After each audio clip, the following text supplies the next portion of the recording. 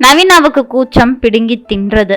முக்கியமாக பல வருடங்களுக்கு பின் நகரத்திலிருந்து கிராமத்துக்கு தங்கள் வீட்டுக்கு வந்திருந்த மாமன் மகன் வருணை பார்த்ததும் வெக்கம் தன்னை முழுவதுமாக ஆட்கொண்டு கூச்சத்தோடு கைகோர்த்து நாணமும் கூட்டணி சேரவே ஒருவித மயக்கம் அவளை ஆட்கொண்டது.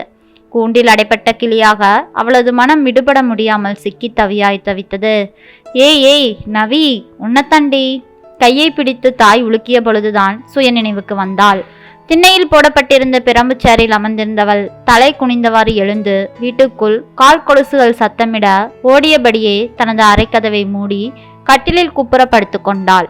உடல் ஒருவித நடுக்கத்தில் ஆட்பட்டிருப்பதை நிறுத்த இயலவில்லை. உதடுகள் வறண்டு போயிருந்தன. எச்சிலை நாக்கில் எடுத்து உதடுகளை நனைத்தாள்.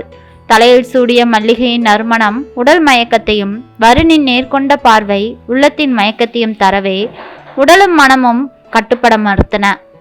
உட்காரவும் முடியாமல் படுக்கவும் முடியாமல் தவியாய் தவித்தாள். இவ்வளவுக்கும் நவீனாவின் தாய் சுந்தரிதான் காரணம். சிறு வயதிலிருந்தே மாமன் மகன்தான் உன்னை கல்யாணம் செய்து கொள்ளப் போகிறவன் என அடிக்கடி கூறி ஆசை விதையை வெகுளி பெண்ணான நவீனாவின் மனதில் விதைத்ததில் அவ்வாசை பல கிளைகளாக பிரிந்து பெரிய விருட்சமாக வளர்ந்திருந்தது. நவீனா, ஏம்மா? படுக்கையை விட்டு எழாமல் கேட்டாள். இங்க வாடி, இந்த பஜ்ஜியை வருணுக்கு கொண்டு போய் கொடு என தட்டை கையில் நவீனாவின் கொடுத்தாள். கட்டிக்க போறவனோட தாண்டி பேச, அவன் பேசிட்டு போகத்தான் வெளிநாட்டுல இருந்து வந்திருக்கான். அத்தை பொண்ணு ஊமைன்னு நினைச்சிட்டு வேற பொண்ணை பார்த்து கட்டிக்க போக போறான். காலம் கலிகாலம் என்ற பிறந்தவனுக்கு ஒரே பையன், நல்லா சம்பாதிக்கிறான். பொண்ணுங்களை ஏறெடுத்து பார்க்காம ரொம்ப ஒழுக்கமா வேற இருக்கான்னு சொல்லறாங்க.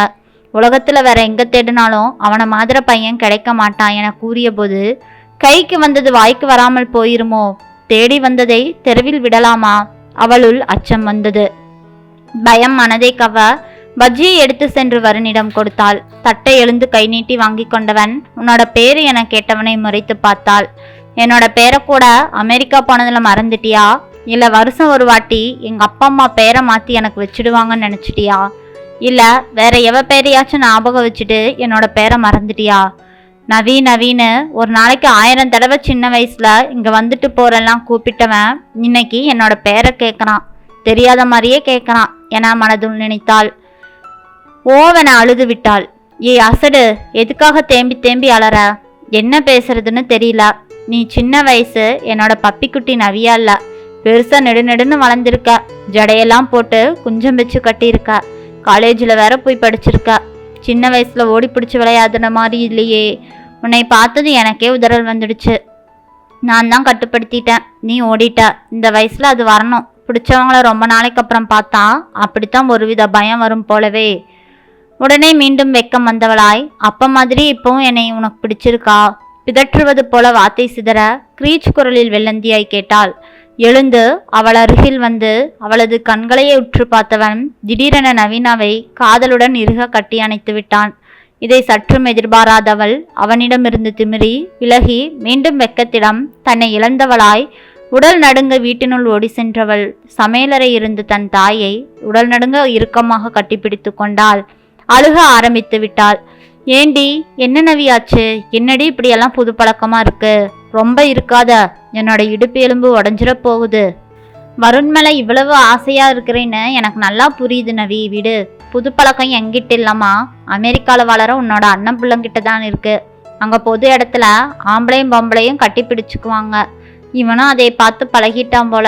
கூட வேலை பார்க்குற பொண்ணுங்களையெல்லாம் இப்படித்தான் கட்டி பிடிச்சிருப்பானோன்னு நினைச்சா எனக்கு ரொம்ப பயமா இருக்குமா. என்னமா இதெல்லாம் பழக்க வழக்கம், எனக்கு செட் ஆகுமா என கேட்டாள். ஆனால் அவள் அம்மாவோ, என்னது உன்னை கட்டி பிடிச்சிட்டானா? பரவாயில்லையே, கட்டிக்க போறவன் தானே, கட்டி பிடிச்சா என்ன தப்பு?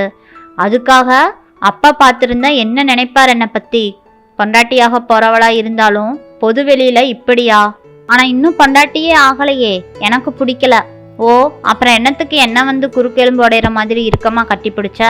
என்ன கட்டி பிடிக்கிறப்பா அவனை மனசுல நினைச்சுதானே பிடிச்ச? சீ போமா, நீயும் என்னோட வயசு கடந்து தானே வந்திருக்க. என்ன இப்படியெல்லாம் என்கிட்டயே பேசிக்கிட்டு இருக்க? நல்லாவே எல்லாமே புரியுது. மாமாவை வர சொல்லி உடனே எங்களுக்கு கல்யாணத்தை பண்ணி வச்சுடு. பஞ்சில் நெருப்பு பற்றிக்கிட்ட மாதிரி என்னோட நெஞ்சில் அவன் பார்வை நெருப்பு வந்து என்னை பற்றிக்கிடுச்சு. அவனோட நானும் வெளிநாட்டுக்கு பறந்துடுறேன். நல்ல விதவிதமாக சமைச்சு போட்டு அசத்திடுறேன். அவனை என்னோட முந்தானையில் முடிஞ்சு வச்சுக்க போகிறேன். நவீனா பேசுவதை வெளியில் அமர்ந்திருந்து கேட்ட வருண் மகிழ்ந்தான். வருண் சென்ற பிறகு மனம் அவன் அருகில் எப்போதும் இருக்க வேண்டும் என ஏக்கம் கொண்டது நவீனாவிடம். இதைத்தான் காதல் என்கிறார்களோ? புதிரான விஷயமாக புரிந்தது. அரிதான காதல் கதிரவன் உதயமாவது போல் உள்ளத்தில் ஒளியை பிரகாசிக்க செய்தது. உலகமே வேறு விதமாக தெரிந்தது. அனைவரையுமே அனைத்தையுமே நேசிக்க தோன்றியது. பல 100 வருடங்கள் உடலோடு வாழ உயிர் வேண்டும் என இறைவனை வேண்டிக் கொண்டாள். பதட்டம் நீங்கி பட்டறிவு எட்டி பார்த்தது. கட்டுத்தறியில் கட்டுண்டு கிடக்காமல் கட்டுப்படுத்த முடியாத பறவையாய் போல் அவனுடன் பறக்க தோன்றியது. ஆண் பெண் பிறப்பு அவசியம் என நினைத்தாள். ஆடைகள், அணிகலன்கள், பணம், படிப்பு, சொத்து, கண்ணில் காணும் காட்சிகள் அனைத்தையுமே ஒன்றுமில்லாத சூன்யமாகவே தெரிந்தன.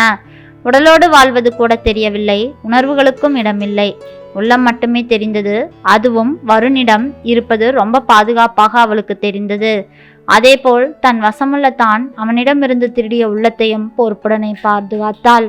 திருமணமாகாமல் அவனுக்கு நாம் முழுமையாக சொந்தமாகாமல் அவனை பற்றி இவ்வளவு உரிமை எடுத்துக்கொண்டது சரியா? ஒருவேளை இந்த திருமணம் நடக்காமல் போனால் வேறு ஒருவரை கணவராக ஏற்று மகிழ்ச்சியாக வாழ முடியுமா? எல்லை மீறி கற்பனை உலகில் சஞ்சரித்து விட்டோமோ? எதுவானாலும் இந்த மன சுகம் பசுமையாக உயிருள்ளவரை மாறாமல் மனதிலிருந்து அழியாமல் இருக்க போகணும். அது போதுமே. அவன் இல்லை என்றால் வேறு யாருமே வேண்டாம். அவனது நினைவே போதும் என மனம் நவீனாவை அவனுக்காகவே மாற்றிவிட்டது. நவீனாவின் தாய் சுந்தரி பலமுறை போன் செய்தும் அவளது சகோதரன் எடுத்து பேசாதது அவளுக்கு அதிர்ச்சியை தந்தது. நேரில் சென்று பார்த்து வர யோசித்தாள். கணவன் சண்முகனுக்கு வெளிநாட்டில் உள்ள மைத்துனன் மகனுக்கு பெண் கொடுக்க விருப்பமில்லை. முடிந்தவரை உள்ளூரிலேயோ பக்கத்து ஊரிலேயோ சம்பந்தம் வந்தால் அடிக்கடி பெண்ணை பார்த்து கொள்ள முடியும் என நினைத்தார். ஏங்க சொல்லு சுந்தரி. அது கையை பிசைந்தாள். உன்ற பிறந்தவன் நீ கூப்பிட்டதுக்கு பதில் சொல்லலை. அதுதானே? பரவாயில்லை. அவங்க வாழ்க்கை வேற, நம்ம வாழ்க்கை வேற. வாழ்க்கை வேறையா? ஆனால் மனசுங்கிறது ஒன்று தானே.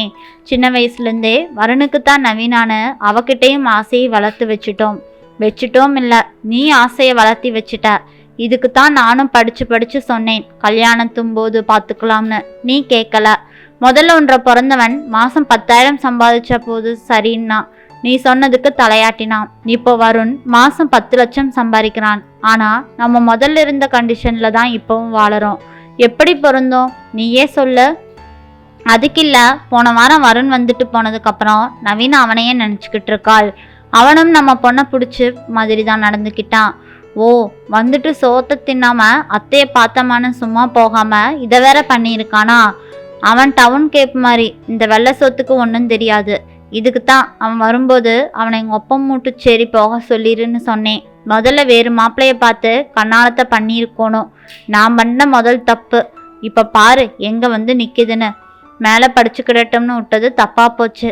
நாளைக்கே புரோக்கர் வர சொல்ல போறேன் என கணவன் உறுதியாக கூறியதை கேட்டு சுந்தரி கவலை கொண்டதோடு உள்ளிருந்து ஜன்னல் வழியாக தந்தை பேசியதை கேட்டு துக்கம் தொண்டையை அடைக்க தாயின் மடியில் முகம் புதைத்து தேம்பி அழுதாள் நவீனா.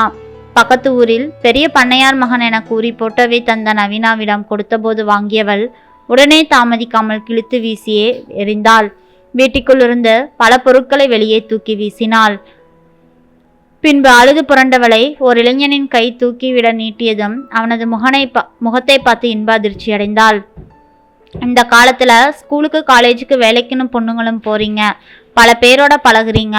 அப்படி பழக்கம் ஏதாச்சும் இருந்தா அதை மனசுல வச்சுட்டு பெத்தவங்க நாங்க சொல்றதுக்காக சொந்தக்கார பையனை கல்யாணம் பண்ணிட்டு ஒத்துமையா வாழாமையோ கொஞ்ச நாளைக்கு வாழ்ந்துட்டு பிரிஞ்சோ வந்துடக்கூடாதுன்னு தான் நான் வேற மாப்பிள்ளை பார்க்க போறதா சொன்னேனே தவிர உன் மனசுல இருக்கிற வருணை நான் என்னைக்குமே அழிச்சதில்ல. நான் தான் உங்கள் அம்மாவோட ஃபோன் கால் வந்தா எடுக்க வேண்டாம்னு உன்னோட மாமங்காரங்கிட்ட ஃபோன் பண்ணி சொல்லி வச்சிருந்தேன். வருணை நீ கட்டிக்கணும்னு மனசுல வச்சிருக்கிற பிடிவாதமான ஆசையை அவங்களும் நேரில் பார்த்துக்கிட்டும் தான் அவங்களோட காரை வெளியிலேயே நிறுத்த சொல்லிட்டு மறைவா நிற்க சொல்லி இருந்தேன் என தந்தை கூறியதை கேட்டு மகிழ்ந்த நவீனா தனது கருத்தை பற்றி இளைஞனான வருணை அங்கே நின்றிருக்கும் அனைவரையும் மறந்து காதலோடு கட்டிப்பிடித்து கொண்டாள்.